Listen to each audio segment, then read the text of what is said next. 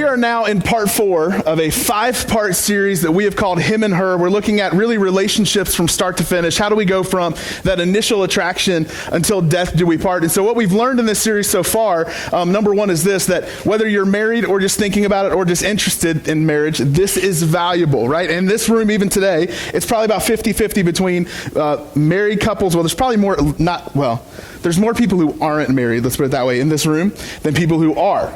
Right? So here's what we know. This is valuable for all of us because we all need to be ready should we choose to be in a relationship. And here's what I'll tell you. Even if you're thinking, I will never, ever be in a relationship, I don't want to, you are meeting one person away from that changing, right? You might completely change your mind in an instant when you go, whoa, right? You see somebody and it just like blows you away. So we want to teach you, we want to see from the Bible, how can we be prepared to nurture and protect a relationship that lasts? And so we started out this series looking at attraction and how it has to be more than just physical, because although physical attraction is important, it's not the only thing. And then we talked the second week about how we all have seasons in relationships, sometimes where it's going to be really easy, sometimes where it's going to be incredibly difficult, and sometimes where it's a mix of the two. Last week we talked about sex, and that's all I really have to say about that. And then next week we're going to finish the series. We're going to talk about really how do we pursue someone for the rest of our lives, because unfortunately what we see happening is that there is a pursuit that happens before you get married,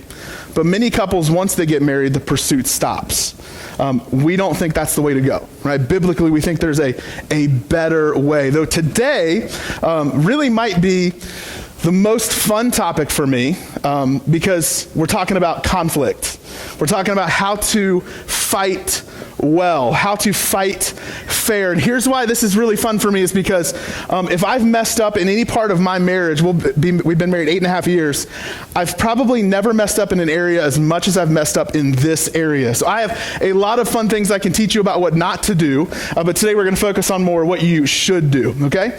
Before we do that though, I just really like to take a moment and just pray for us that as I'm sharing, God would speak to all of us and we would have the courage to follow through on what He's showing us, all right? Let's pray together. Jesus, we thank you so much for the time that we have together this morning. God, I pray that you would help me right now as I'm getting ready to share what you put on my heart weeks and weeks ago. God, help me to share well. Help me to be honest. Help me to not cover things up, not hide, but to really be able to share clearly what you've put on my heart. God, for all of us, myself included, as we're hearing your words and as we're hearing your wisdom, God, help us to not just hear you, but also have the courage to follow through on what you're saying. God, to really take you at your word and to trust you. God, let us walk out of here different than we came in. And it's in Jesus' name we pray. Amen. So I want to say something that I think is really going to clear up where we're headed, okay? You will fight.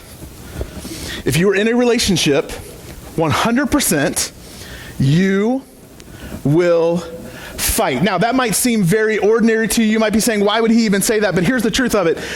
There's a lot of us, I think, that expect that we're not going to fight, or if we do fight, then we think that something must be wrong. Right? In fact, I can remember early on in my relationship with Katie, one of the arguments we had was, why do we fight so much? Right? Because you're taught if you fight, if it's difficult, then something must be wrong. How many of you guys have ever heard that before? Right? If it's difficult, nobody, just me. Awesome. You guys are really, really cool. All right. So, but no, we've been taught many ways that if you fight, something has to be wrong. But the truth is this, in a relationship, you will fight. I remember when we were dating, there was a point in our relationship where I said to my friend, I don't know what we'll ever fight about. And then I quickly learned I'm an idiot because we're going to fight about lots of things. And then you think, well, we're getting married, and of course there's going to be like this honeymoon period where we just won't fight and we won't argue. Can I tell you, our first married fight happened on our honeymoon. All right? You will fight. Maybe not as much as me, but you will fight. In fact, we've been looking at this relationship between Solomon and this woman in the book of Song of Songs. And this relationship has been awesome, and we've learned so much from it. But what we need to understand is in this letter, about 20% of it is dedicated to conflict. About 20% of it, in the midst of them getting it on for a day and a half and pursuing each other like crazy and getting married and going through all that process, about 20% of this book is dedicated to conflict. You will fight. And so we have to figure out is this, why do we fight? Now, your answer can't just be because he's stupid. Right? There's something more there, something underneath all of it. We have to figure out, why do we fight? So we're going to look real quick at Song of Songs. There's a part here in chapter 5. This is right after their honeymoon, okay? This is literally the next chapter after we read last week where they really enjoyed themselves, had a great time. Now, back to normal, and they're trying to figure out how things are going to work. So in Song of Songs, chapter 5, starting in verse 2, here's what happens. The woman is speaking, and she says, I slept, but my heart was awake. I heard a sound, my beloved is knocking. And he says this, he says, open to me, my sister, my love, my dove, my perfect one. For my head is wet with dew, my locks with the drops of the night. Here's what he's really saying. I've been working all day. I'm tired and I'm sweaty. Sounds good, doesn't it? Right? He's like, I've been working all day. I'm hot. I'm sweaty. And then this is her response. She's thinking to herself. She says, I'd put off my garment. How could I put it on? I'd already bathed my feet. How could I soil them? In other words, this is like the BC version of I have a headache. She's thinking, I don't want any of this. So see, here's what happens in this fight. They have this little interaction where he gets frustrated. He handles it pretty well, but he still walks away. She realizes that maybe she could have handled that better. She goes to the door to find him. He's no longer there. So now as a married couple, this is really their first fight, their first bit of conflict. And so now we have to figure out, okay, well, what really made them fight? It couldn't just be that she didn't feel like getting up, and it couldn't just be that he got frustrated for some weird reason. The truth is this, they fought for the same reason we fight. They had a conflict in their relationship for the same reasons that we have conflict in ours. So really there's two main things if we could kind of point down into the roots of everything. The first thing is this, is there were unmet expectations. Unmet expectations. Do you ever notice about everything in life, you build things up in your own head?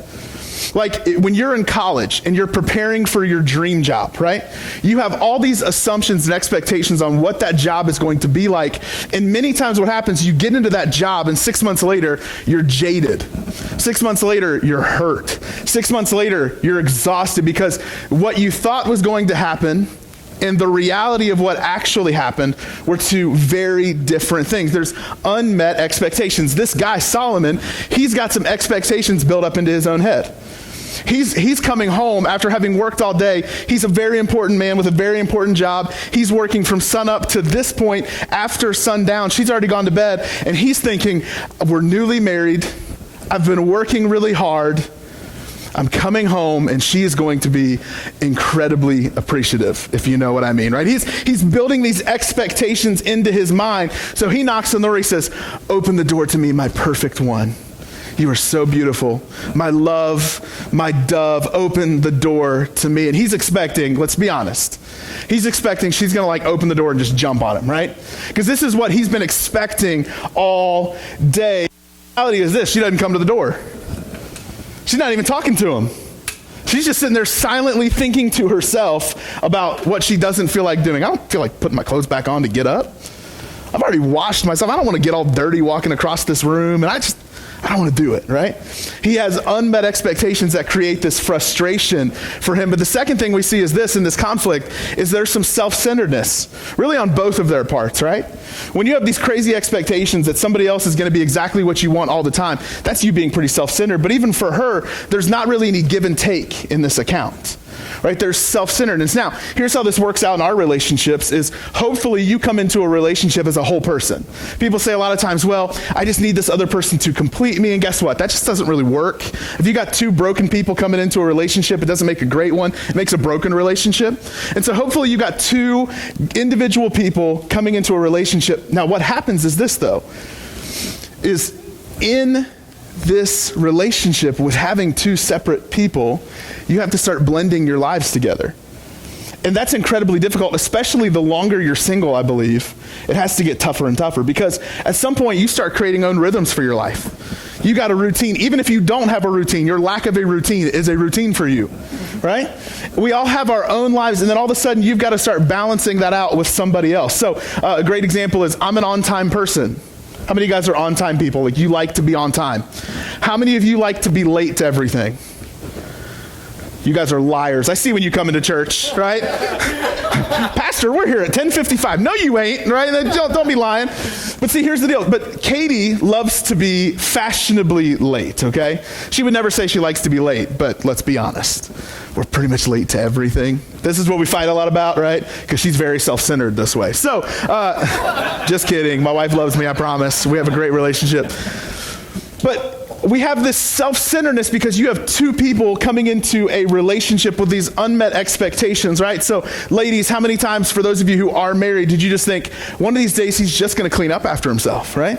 It's probably not going to happen. Like, he's going to quit just dropping the towel on the floor when he's done with it. Or, fellas, how many times did you think, well, she's just going to have dinner ready for me every single night, and it's going to be awesome? And then you realize, like, she can't cook worth a lick, and I don't know what she's trying to do, right? We all have these unmet expectations and these very self-centered parts of our lives that we have to learn how to navigate through and how to blend. Because the truth is, once again, we will fight.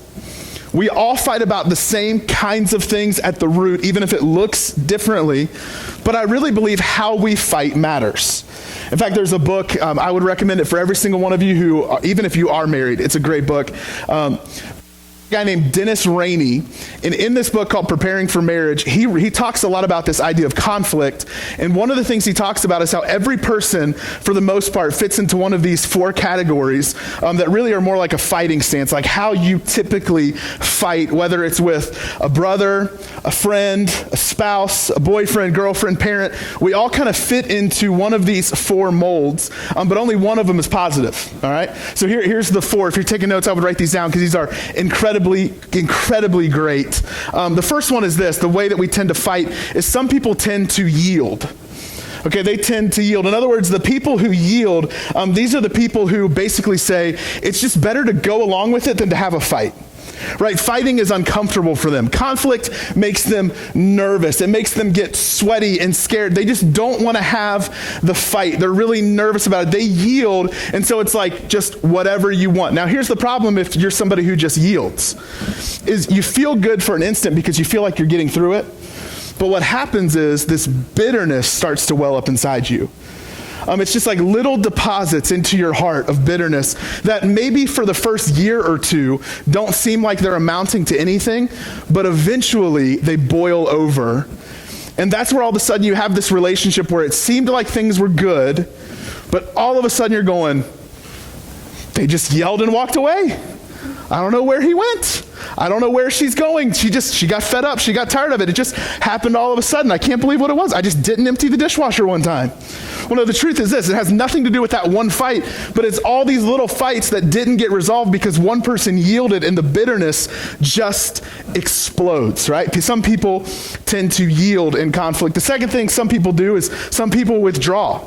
So in other words, you might get into the fight, you might start, but you rarely finish, all right? Because for whatever reason, maybe you just are scared, you don't want your relationship to go poorly, you're afraid you might say something you shouldn't say, and so instead of engaging in the conflict, you withdraw, and typically, here's how you can tell if somebody withdraws. They give you the silent treatment. I hate the silent treatment, right? I can't stand it. But see, this is what some people do. Some of you guys are like, I know what you're talking about now. You won't point fingers because you're smart.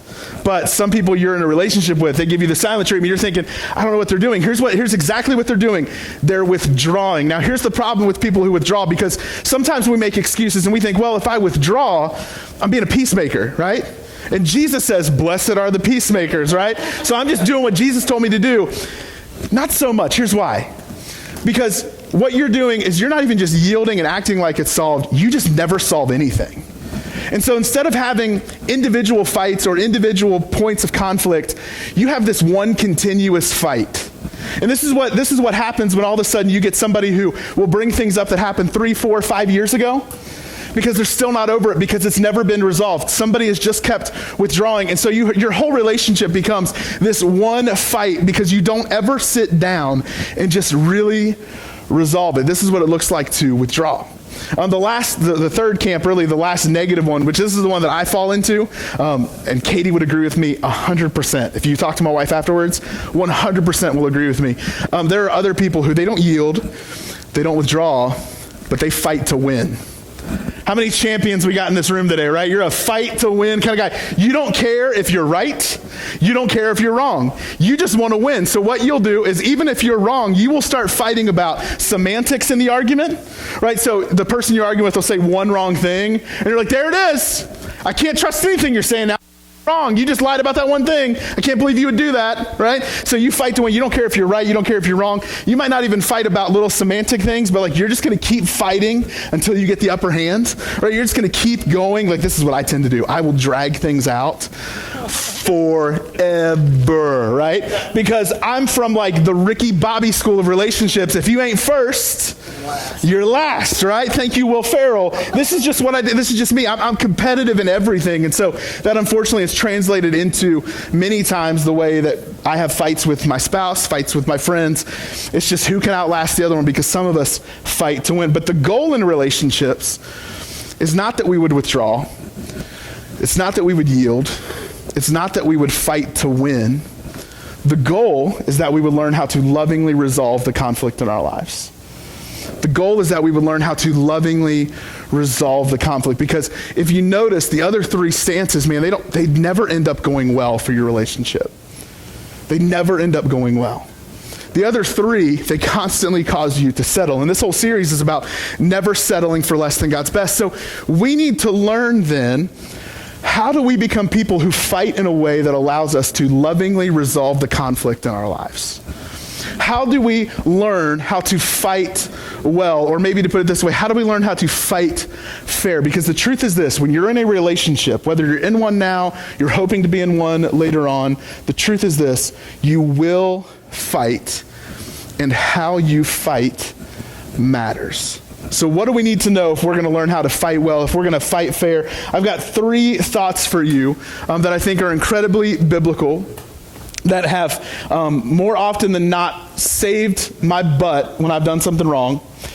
And I really think, excuse me, will benefit every single one of us. So 3 thoughts if we're going to fight well. First one is this. We need to listen to understand. We need to listen to understand. In fact, James, he writes this. He's the half-brother of Jesus. He says, post this at all the intersections, dear friends. So in other words, I want everyone to know what I'm about to write. It's that important. Everybody needs to hear it. It needs to be in their faces so they can hear it well. He says, lead with your ears, follow up with your tongue, and let anger straggle along in the rear. Lead with your what? Your ears. Follow with your mouth. Follow with your words, but you're supposed to lead with your ears. In fact, you've probably heard this said before, that God gave you 2 ears and 1 mouth for a reason, right? You're supposed to listen twice as much as you talk. No one's good about that, right? No one's good about that. Like, none of us actually do that. I think culturally we are just terrible listeners. In fact, there's some reasons that I think we typically don't listen well. Number one is this. I think a lot of times we assume what the other person is going to say. All right, have you ever been in an argument with somebody or a discussion with somebody and you're not even listening anymore because you're assuming what's coming out of their mouth, and so you start arguing about something that they're not even mentioning, right? We just start to assume, or maybe sometimes you just don't want to hear it. Maybe you've had the same discussion enough times, or you know you're wrong and you just go, I just don't want to listen anymore. I'm just done. And so you begin to tune the other person out. For whatever reason, we do not listen well. So how do we listen? What do we need to know if we're going to listen to understand? Because the truth is this, whether you agree with the person you're arguing with or not, what they're feeling is real. What they're expressing is valid. And so if you don't learn how to listen and you just discount everything they're saying, it's at your own peril. We need to listen to understand. So here's a couple tips for listening well. First thing is this. I think we need to learn how to focus on what's actually being said instead of how we feel about what's being said. Focus on what's actually being said. See, some of us, we have like buzzwords that if somebody says like a certain word in an argument, it ticks you off. Or certain phrases that the second you hear them, you just get like bloodshot in your eyes and you want to murder someone, right? So like a great example would be, fellas, if you ever look at a girl and say, "You are just like your mother." 9 times out of 10, that one does not end well, right? Unless your mother is like stinking Mother Teresa, that does not go very well. Or you fight just like your parents, right? We all have things that we hear that just absolutely tick us off. And so what happens a lot of times is we find like that buzz phrase or that buzzword, and we don't hear what's said. We just hear that one thing, and that's all we can focus on.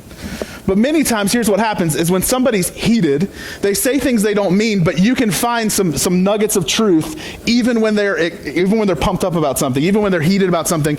You can really find out what's there. We need to learn how to listen to what's actually being said instead of how we feel about what's being said. We also need to not interrupt. Anybody else terrified of interrupting people? I am awful about this, because part of it is I talk a lot for a living, but part of it just is too, I'm just impatient. And so when you cut people off, what happens? They quit talking, right? They don't like to be cut off. None of us like that. In fact, I think it's hardwired in every single one of us. When we get cut off, we get ticked off, right? Eventually it just gets on your nerves. So don't interrupt if you're going to listen well. And then the last part about listening well is we need to learn how to ask more questions and make less statements. Ask more questions and make less statements. Instead of making indictments about somebody else, ask questions. I really think that if we could take that kind of posture in our arguments, that would probably keep some of our fights from going nuclear. Because here's what happens. In expressing ourselves, none of us are perfect at it, right? But if we could learn how to say, hey, I'm hearing you say this, is that what you really want to say? Sometimes the person who's saying all this stuff is going to hear that back out loud for the first time and go, you know what, that's not what I meant. I didn't mean it that way. And they'll get to explain it a different way. Sometimes they might say, absolutely, that's what I meant. And you go, okay, now I know what we're fighting about. We're on the same page, right? But if you learn how to ask questions, you actually end up fighting about the same thing instead of fighting about two different things. Because there is nothing more frustrating than spending your night arguing about something and realizing that you've been talking about two different things. That is a great way to waste a Friday night, all right? So we need to learn how to ask questions. We need to listen well. In fact, here's what Solomon says. He says, let the wise hear and increase in learning, and the one who understands obtain guidance. Let the wise hear and increase in learning. In other words, if you learn how to listen well, you will constantly learn. If you learn how to listen well, your marriage, your relationship, your friendships are going to get better. We need to learn how to listen well. All right? Second thing beyond just listening to understand is we need to learn how to express ourselves good. Express yourself to be understood. I think all of us are good at expressing ourselves, but not all of us do it well. Right? So all of us express ourselves, whether you yell a lot or you shut people out, whether you're freaking out or you're sitting there calmly stewing and your ears are about to explode. However you do it, all of us express ourselves, but not many of us have learned how to express ourselves in a way that the person we're in a relationship can understand. Katie and I learned this the first year of our marriage. We're two very different people in many ways. We don't have a lot in common, even as far as interests go. We just really, really like each other, and so that's helped our marriage a lot. But when we first got married, we learned that we had a communication problem because Katie's more of a morning person, and I am much, much more of a night person. How many night people in here, right? You can stay up late every single night. I'm a night person. So when we would talk about things, even if we weren't arguing, what would happen many times is Katie would, first thing in the morning, after I had been working till midnight at the pharmacy I worked at, and I'd working on some school stuff when I chose to do that as well, she would start telling me things first thing in the morning, and apparently I would respond, but I wouldn't remember, right? She'd be like, do you hear me? I'd be like, uh-huh, yep. No clue what she's talking about. Now, I would come home at night, I'd get off work, and I'd be thinking about all these different things. I'd come home, and she'd be laying in bed, she'd be sleeping, and I'd be like, hey, babe, here's what we're going to do. And I would tell her all these things, and the next morning, it's like she doesn't remember any of it, right? So we learned if we were going to express ourselves so the other person could understand us, we had to pick a different time to have serious conversations. So we knew it's going to have to happen on a time we're both off around dinner time, and we're going to sit and we're going to talk. Because if it's not then, we're never going to get it. Katie got really good about leaving me notes because she knows if she tells me first thing in the morning, I'm not going to remember. We need to learn how to express ourselves to be understood. Now, that sounds great. And maybe sitting here right now, you're going, I could do that. We could figure this rhythm out. It's easy. We could do that. How many of you guys know it's really hard when you get ticked off, though? Like when you get really, really mad, you don't think as clearly. Like when you get really, really ticked off, you're not thinking, how can I express myself so that he understands what I'm saying? No, you just want to say it. Here's the truth, though. How we say what we say matters a great deal. In fact, Paul to the church in Ephesus, he says this. He says, watch the way you talk. Let nothing foul or dirty come out of your mouth. Say only what helps. Each word a gift. Say only what helps. So let me clear this up for you. Looking at your spouse or boyfriend or girlfriend, friend, whoever, and saying, you're stupid. It's probably not helping, right? Or you always do that. That's probably not helping, right? Because when we say things like that, the other person automatically gets defensive. Say only what helps. Think about it and go, okay, how can I say this constructively? What's necessary for me to say? Start filtering your thoughts through what helps, what's going to be helpful for the other person. If we're saying a lot of things that aren't helpful, the other person just tunes us out. James, once again, the half-brother of Jesus, he says, it only takes a spark, remember, to set off a forest fire. A careless or wrongly placed word out of your mouth can do that. By our speech, we can ruin the world, turn harmony to chaos, throw mud on a reputation, send the whole world up in smoke, and go up in smoke with it. Smoke right from the pit of hell. A careless or wrongly placed word out of your mouth can blow everything up if you're not careful. What you say and how you say it matters. We need to learn how to express ourselves so that we can be understood by the person we're talking to. If you're the only one who understands what you're arguing about, you're not doing it right, okay? So beyond just listening to understand and expressing ourselves to be understood, there's one final thing I want to encourage you with, and it's this. Don't quit. Don't quit. Now, if you're not married and you're in a relationship and you're fighting, you might need to quit, and that's okay. There's nothing wrong with that, okay? But for you, the key is don't let your fighting in one relationship ruin your next relationship. Don't quit embracing the conflict because it went poorly before. Don't quit embracing the conflict because it was modeled to you poorly by your parents. Don't quit. Conflict is necessary and conflict is healthy when it's done well. But if you're married in here, here's what I'll tell you. Quitting should not be an option in your conflict. Now, obviously, there are some extenuating circumstances, and I do not know where all of you are coming from and everything you've experienced, okay? There are biblical reasons to quit. But I think far too many of us give up way too easily, way too quickly. Don't quit. I remember for Katie and I, we had just been married about 5 months. And we moved from Tennessee. I just graduated college right after we got married, about 5 months after we got married. We moved from Tennessee to take a job at a church there. And I was really excited. It was my first church job. Wanted to do this for years, been preparing for it for years. And when we moved to South Carolina, quickly things weren't going very well. Quickly some of the warts kind of came out and you kind of saw maybe this wasn't exactly what we were told it was going to be and this wasn't going to work out the way we had hoped. But once again, I fight to win, and so I just kept going, okay, we're going to make it work. And we had about the roughest first year of a marriage that I could imagine. We fought, guys, all the time. I mean, every single day, because each of us in our own ways were miserable. And I remember there was a point about 6 months having lived in South Carolina where I didn't even want to come home. I would go to work, I laid floors all day, I'd leave at like 6:30 in the morning, go lay floors on the job, and then I would go to the church and I would do something there, and I would call and check in on Katie, but I was trying everything I could. For some reason, I just didn't want to be there, and I think if she were honest, she would probably say she didn't really want to see me a whole lot either. So one night, I left my job, I was laying floors, I got over to the church and we were doing some demo and some painting, and so I knew, hey, I could be here for a while, and so I didn't really talk to I didn't really communicate. I worked at the church until about 3 in the morning. And I thought, I'll go home, she'll be sleeping, it'll be okay. She won't even know what time I could tell her I got home at 11 o'clock, she wouldn't know. There was a problem. When I got home, the lights were on.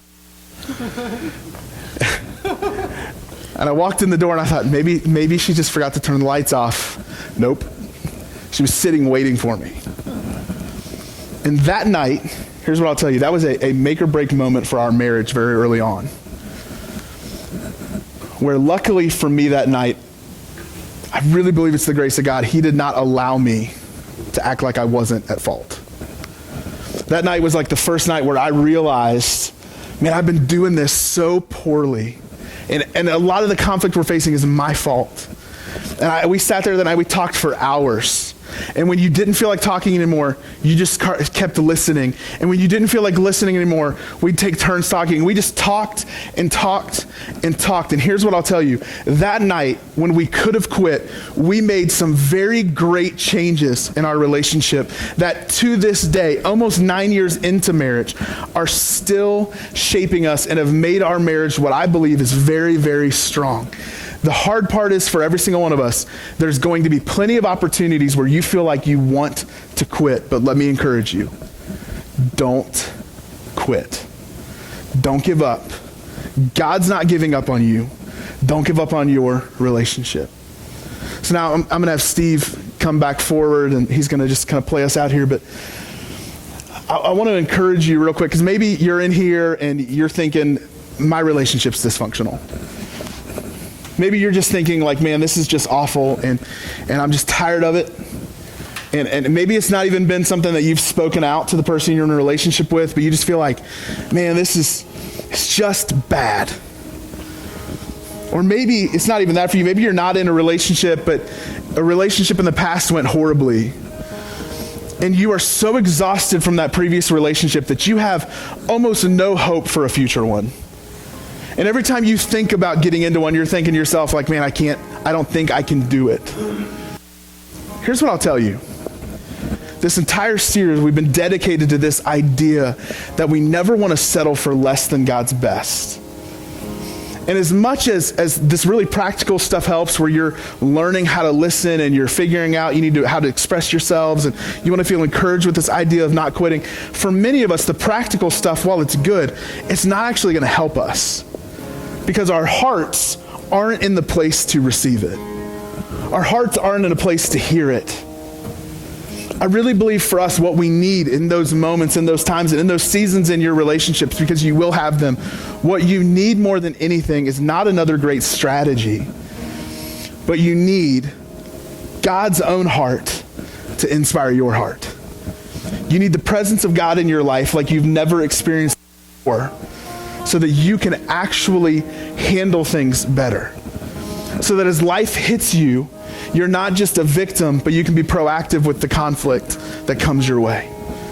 I really believe for us that we need God to inspire us if we're going to see some things change.